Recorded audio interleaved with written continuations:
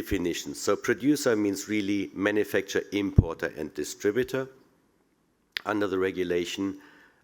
Packaging is the actual packaging, but also every product that is packed. So basically every product is packed to some extent. So this is the meaning of packaging.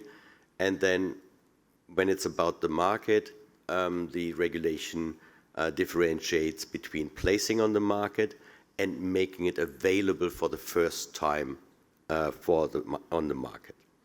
Right, what packaging is in scope? Bottom line, it's every part of the packaging, starting really with a primary or sales packaging, going into kind of the surrounding box when you think about consumer products, which is a group package. It's a transport packaging, and not just the wrapper, it's also the pallet. So everything that you need for transporting of your goods is the transport packaging.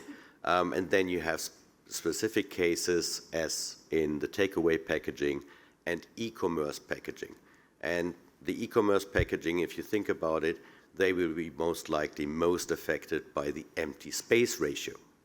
And depending on the packaging type, there are different obligations and responsibilities under the packaging regulation. Right, what happens now in 2026? So as you can see, most of the obligations are due in August this year. So you need to have the conformity assessment. You need to have the heavy metal declaration, PFAS documentation, and packaging identification. The EPR is already ongoing, so data collection, reporting, fees. So it's not that the new regulation implements EPR. We have EPR already, but it kind of continues and changes the rules on the EPR. You might remember on one of the first slides I said EPR fees will kind of reduce based on recyclability or recycling content.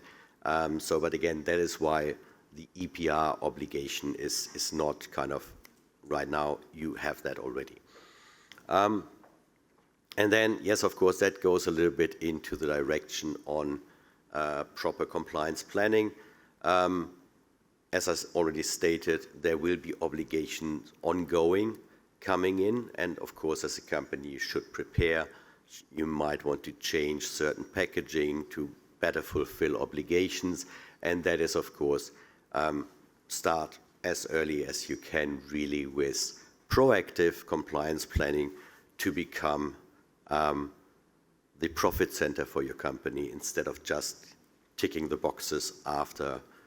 So I thought that was a very nice presentation, by the way, to kind of have really that longer view horizon so that you really can plan, change potentially raw materials and so forth. And if you see what Christian presented on and also what the packaging regulation requires, you just need to start much earlier to really prepare everything in your company to be ready to fulfill those obligations.